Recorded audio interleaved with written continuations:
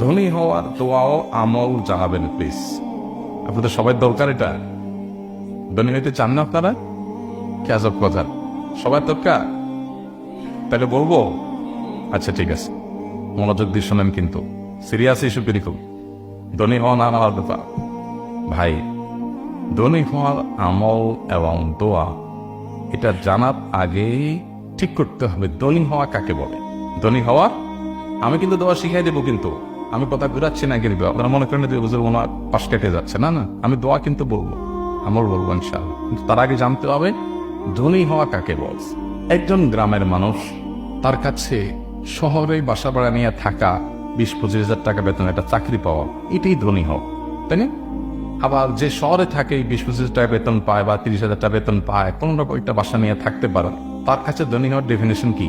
তার কাছে ধনী হওয়ার ডেফিনেশনটা ফ্ল্যাটের মালিক হওয়া এবং মাসের 50-60 হাজার টাকা হাতে আসে, এটা হলো তার কাছে। আর যে একটা ফ্ল্যাট মালিক এবং এরকম টাকা আসে, তার কাছে ধনী হওয়ার ডেফিনেশন কি? একটা বাড়ি মালিক হওয়া এবং মাস শেষ কয়েকটা ফ্ল্যাট থেকে লাখখানিক টাকা ভাড়া আসা। আর যে এইটার মালিক, তার কাছে ধনী হওয়ার ডেফিনেশন কি? তার কাছে ধনী হওয়ার ডেফিনেশন হলো বাড়িটা আছে মিরপুরের উত্তরাতে, ধানমন্ডি গুলশানে একটু বাড়ি পর, এটা হলো তার কাছে ধনী হওয়ার ডেফিনেশন। আর যে ধানমন্ডি গুলশান থাকে, তার কাছে ধনী হওয়ার ডেফিনেশন কি? তার কাছে ধনী হওয়ার ডেফিনেশন হলো, সংজ্ঞা হলো দুবাইয়ের পাঁচজমারাতে একটা ফ্ল্যাট কিনা। আর যে দুবাইয়ের পাঁচজমারাতে ফ্ল্যাটের মালিক এসে, তার কাছে ধনী হওয়ার ডেফিনেশন কি? তার কাছে ধনী হওয়ার ডেফিনেশন হলো চাঁদে নাকি ফ্ল্যাট বুকিং হচ্ছে, ওখানে টাকা জমা দিতে পারা, এটা হলো তার কাছে কি? দুনিয়ার ডেফিনেশন। তাইলে জিনিসটা কি দাঁড়ায় রে? আসলে সবাই ধনী, আসলে সবাই ধনী। প্রত্যেকে তার উপরের দিকে তাকাইলে মনে হয় আমি কি গরিব, আবার নিচের দিকে তাকাইলে মনে হয় আমি ধনী। তাহলে এটা আসলে দৃষ্টিভঙ্গির ব্যাপার, এটা দোয়ার ব্যাপার না। এটা কিসের ব্যাপার? দৃষ্টিভঙ্গির ব্যাপার।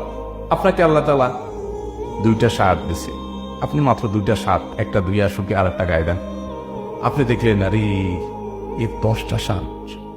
তাহলে ধনী হওয়ার সংজ্ঞা হলো 10টা শার্টের মালিক হওয়া। হুজুর একটা আমল শিখিয়ে দেন যে দোয়া পড়লে মা 10টা শার্ট হয়ে যাবে। এবার আমি দিলাম আপনাকে একটা দোয়া শিখিয়ে, আপনি দোয়া পড়ে 10টা শার্টের মালিক হয়ে গেছেন, ধনী হয়ে গেছেন। এখনো ধনী হন নাই, কারণ ওই যে দোয়া পড়ে পড়ে পড়ে পড়ে পড়ে পড়ে কষ্ট করে করে 10টা শার্টের মালিক যেদিন হবেন, ওই দিন আরেকজনের সাথে পরিচয় হবে, তার 50টা আছে। কয়টা আছে তার? 50টা। এবার ওইটা দেখার পর আবার এসে বুঝুন দোয়া তো আরেকটা লাগবে। এখন শার্ট কয়টা আলাদা দেখছি? 50টা। এবার 50-60 আলাদা মালিকের দোয়া আপনি